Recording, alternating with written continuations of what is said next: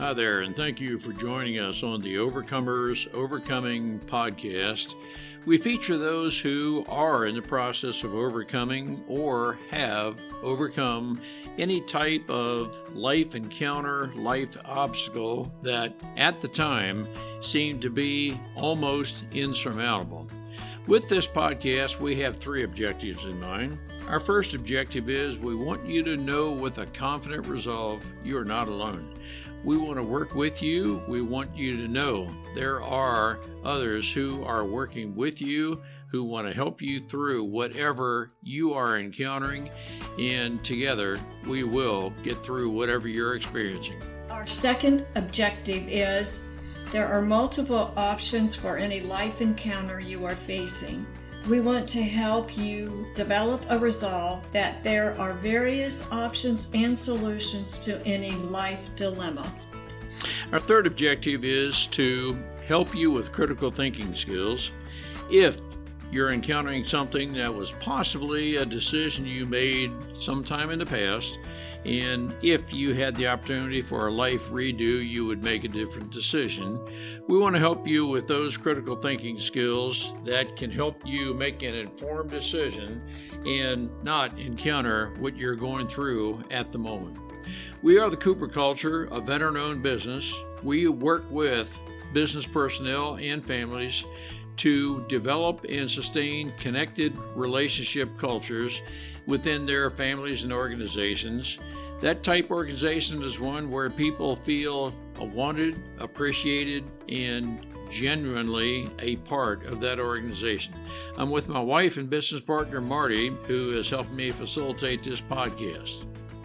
Today we feature Grace Peterson, who discusses with us a bit of her childhood, but focuses on the termination for medical reasons of her child who was diagnosed with the trisomy 18 chromosomal disease.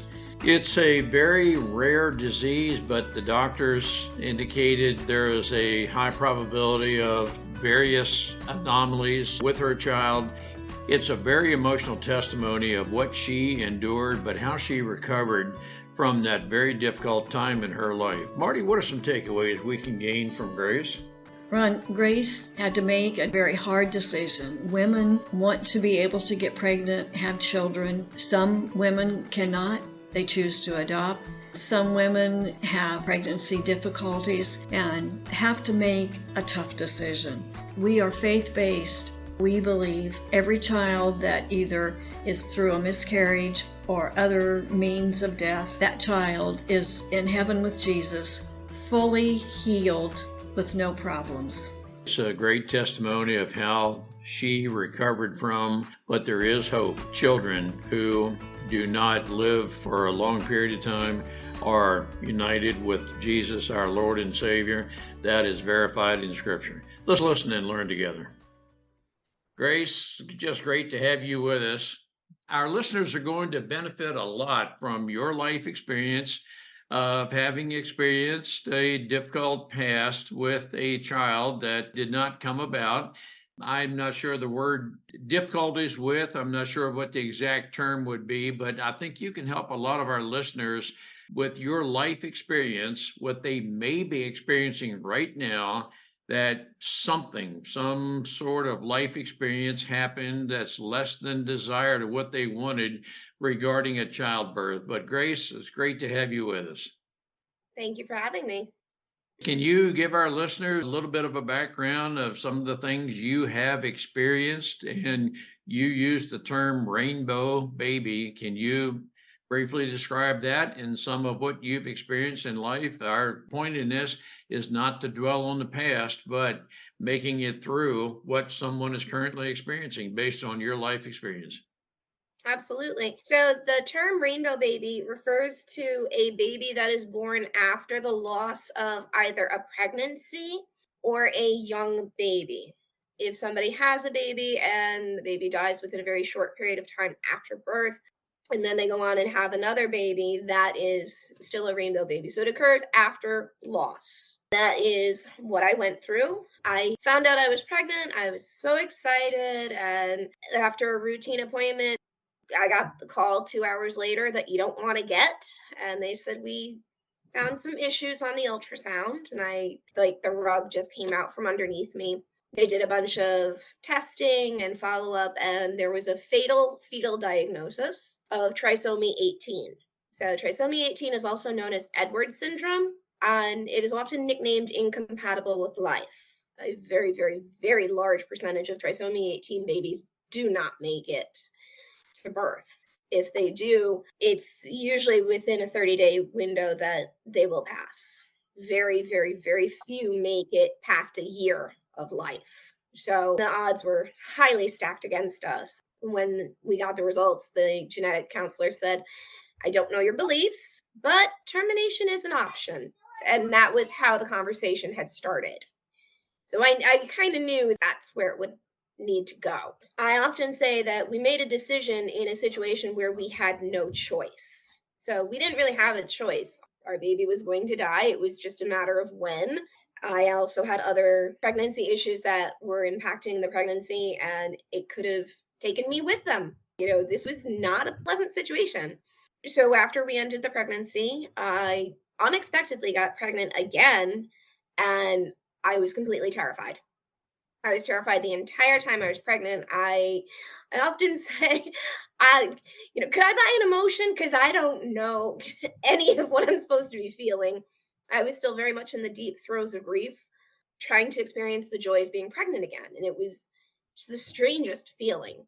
And to give you a timeline, it was within 3 months after the pregnancy ended that I found out I was pregnant again. So very quick turnaround. The process of having my rainbow baby was very, very scary. I felt alone. I felt frustrated and anxious. And then there were glimmers of hope and joy. But when I had those glimmers of hope and joy, it was like, oh, wait. I don't want to get too excited yet. I got to get past all these, big milestone markers of baby development and hope that I can take a baby home with me. One of the things that was very frustrating for me was the fact that the medical staff was hit or miss whether or not they would understand what I was going through. And matter of fact, in the introduction of my book, I talk about a very specific experience with a nurse who was all happy and cheerful. And she's asking me all these questions. She's like, oh, are you so excited? How are you feeling? Do you know what you're having? And I'm thinking to myself, please stop talking, because I'm trying not to lose it. And this is not helping me right now. Finally, when she asked me if I knew what I was having, I said, yes, I'm having a rainbow baby. And she went, oh, that's so wonderful. You don't know what that is, do you? She's like, no, what is it? So I very calmly and politely said, it means that I recently lost a pregnancy and I'm pregnant again and I'm terrified.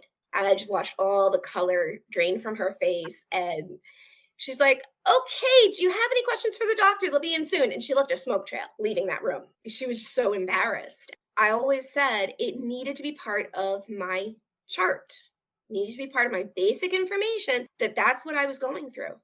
Because if they knew and they understood that term as easily as they do any other medical term, then my whole experience could have been completely different.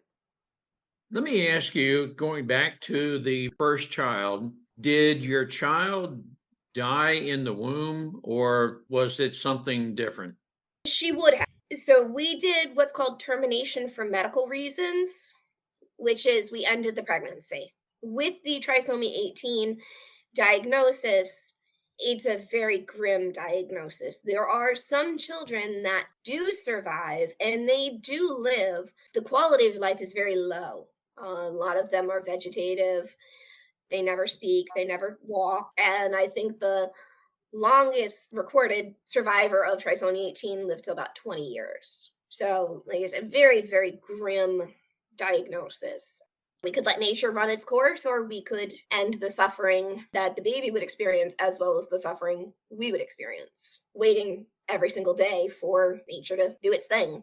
I'm not going to be able to pronounce what you said it is. It includes number 18, Yes. but Trisomy. Trifoli. Were you certain this was just a one-time occurrence, or did you fear the second pregnancy may result the same way? Yep. I was terrified. Matter of fact, when I found out I was pregnant again, I called the genetics counselor who had done the initial testing. I said, I'm pregnant again. Please tell me, what are the odds of this happening? And she said, basically, it would be the odds of winning the Mega Millions 2 times in a row. She said, and I said, okay, that's somewhat of a relief. But when they say it's a very rare thing, trisomy 18 is fairly rare. But when you've had it, it doesn't feel rare. It feels like this could happen any other time. It's not a calming or reassuring feeling when it's like, oh, but it's a rare thing. Oh, it's so rare that I already had it. So, it doesn't offer much solace to those who have gone through it. Is that a condition, as you maybe have reflected in hindsight, is it preventable? Is there any way you could have avoided it? Is it just, hey, it happened? It happened. If it happens, it happens. So we have 23 chromosomes in our body, and they're paired up in twos. So when you have trisomy 18, there are 3 of the number 18 chromosome. Trisomy 21 is one of the most common trisomy illnesses or defects. It's Down syndrome. It just so happens with trisomy 18, the likelihood of survival is very low. And if there is survival, the quality of life is generally very low and very short-lived.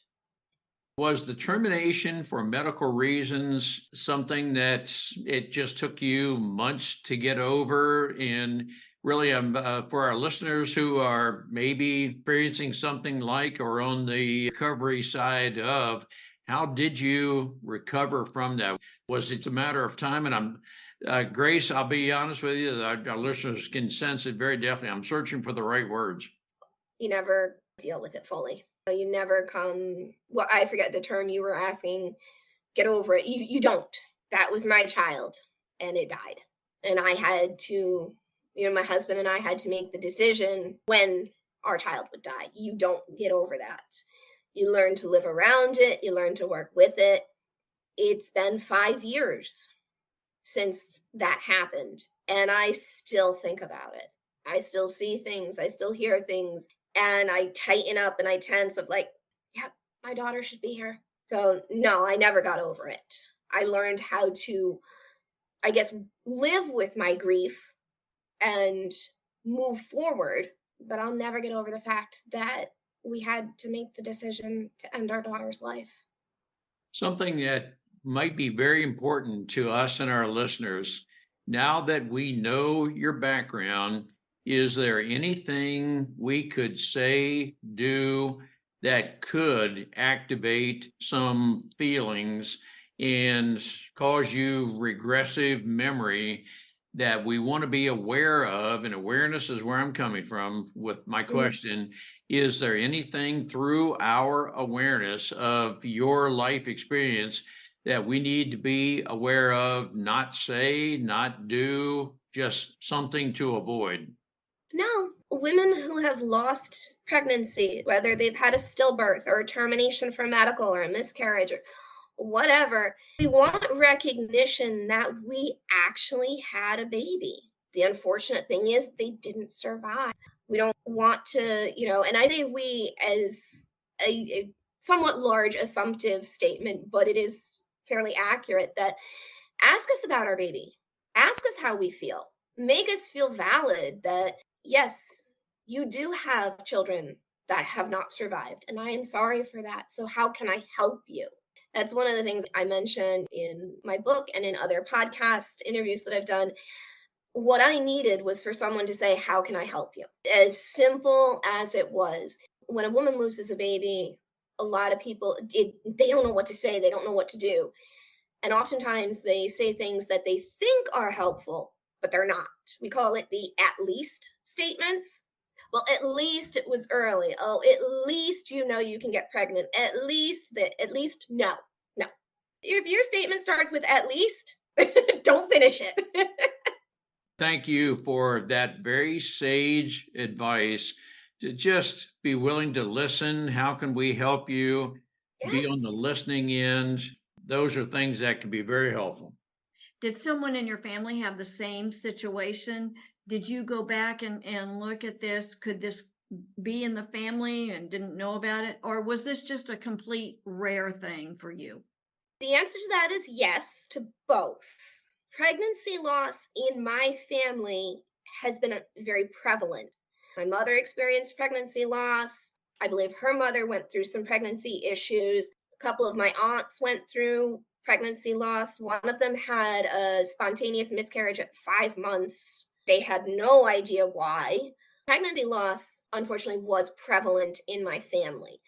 Whether or not another member had trisomy 18, I don't know because the type of testing they would have needed didn't exist back then when those relatives were having their issues. And it could have just been a fluke. Did you enter pregnancy with what you just said in mind, knowing I'm at some sort of risk to carry my child to term, or was all this hindsight knowledge? Not knowing, and it was all hindsight where you determined this. Again, the answer to that is yes for both. Yes, I knew my family history, but when you look at those two lines on the test and your heart fills with joy, it's like, oh, but that was then, and this is me, and this is my pregnancy, this is my experience. You become elated. And I guess I don't want to say naive, but you think, okay, yes, that did happen, but this is not going to happen to me. I went in thinking, yep, I know it had my mom and my aunts, but this is me. There's hope that you're going to be different. And as far as the actual issue that my daughter had, I had never heard of trisomy 18 until I went for the genetic testing and they told me about all the scary things that could happen. I kind of went in, with a combination. I want to ask you what may be a very sensitive question: termination for medical reasons. We're all very familiar with the term abortion. Did you have Mhm. to deal with that, or did you feel, nope, I know all the facts involved. I didn't abort. I did have to terminate for medical reasons.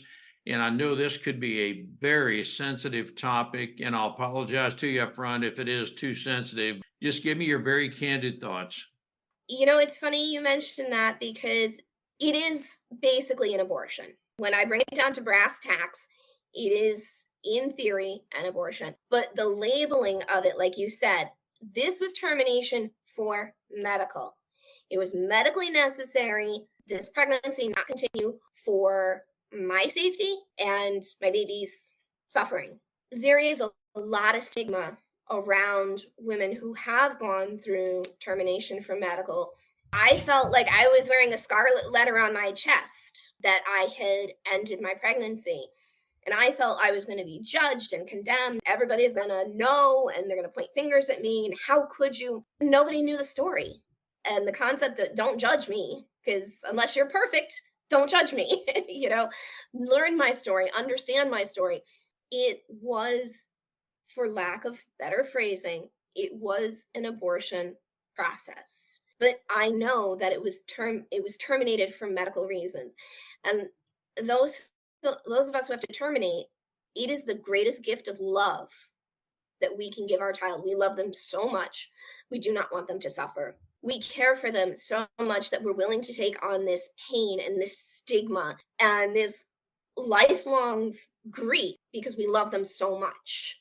I don't know if that fully answered your question. I know that's a very sensitive question, and thank you for your candor in that, Grace. Was your life at risk during this trisomy 18?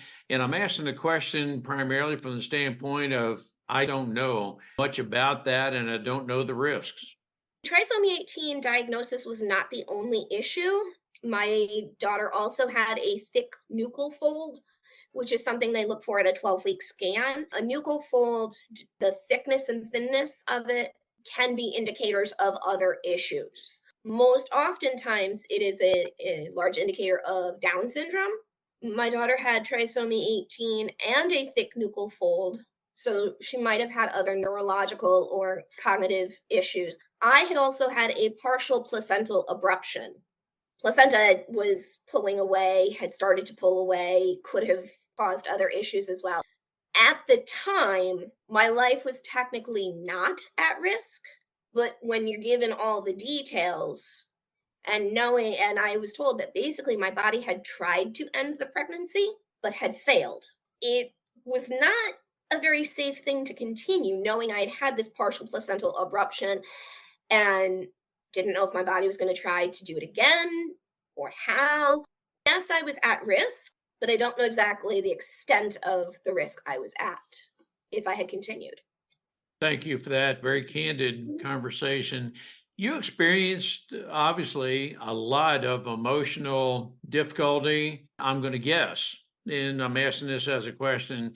You maybe still can have recollections of the emotional past and so forth. For the listener who may be experiencing something of what you experienced in the past, how do you deal with the emotions of maybe something was said that activates a thought of how do you get past your past to where it's not a dominating thought and you're always living with the past, but it's maybe not a dominating thought. I hope I phrased that in a way that you understand what I'm trying to learn.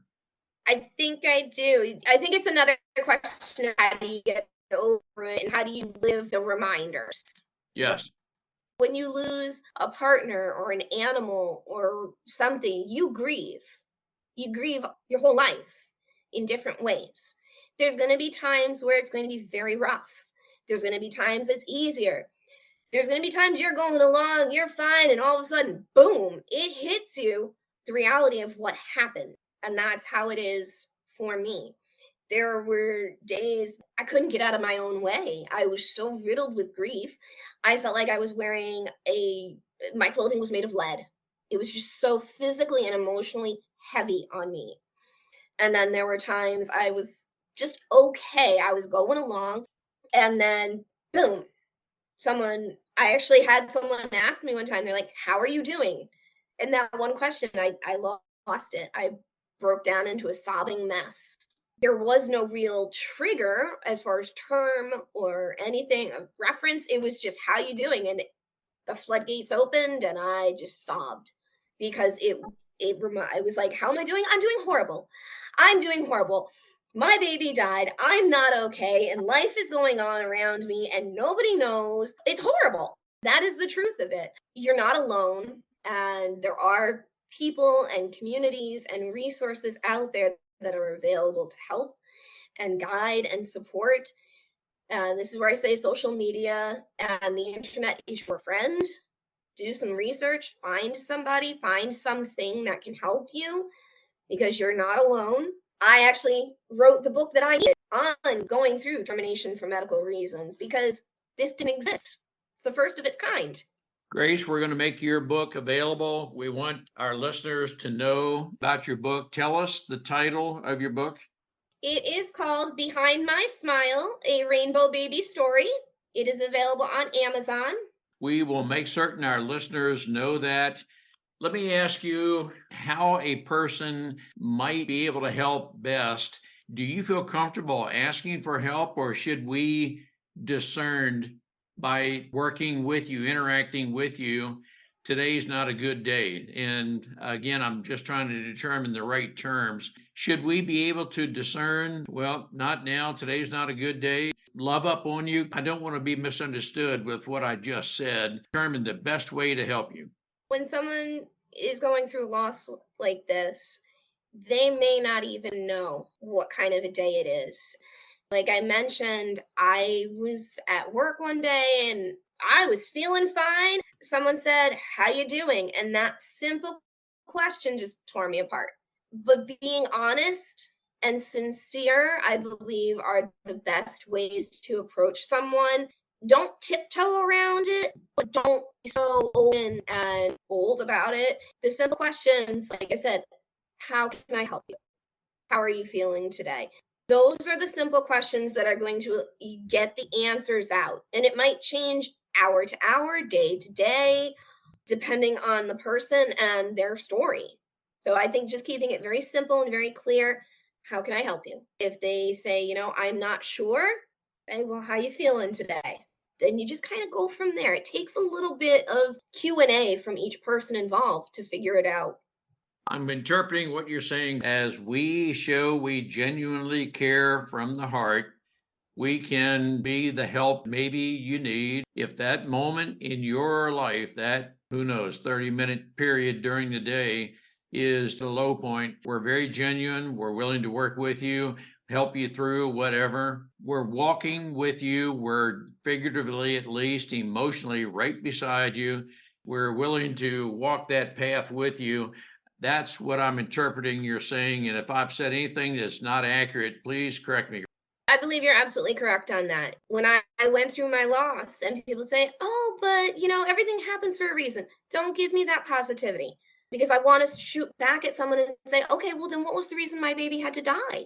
People try to use humor and positivity in these situations. The best way I can explain it is if your husband or wife passes away, would you then look at somebody mourning and say, well, at least you can get married again? Pretty callous, wouldn't it? When you say to a mother that has just lost a baby, well, you can always try again, the same thing. You're negating all of the pain they have gone through. You're negating all their emotions, everything. And it digs down so much deeper into them.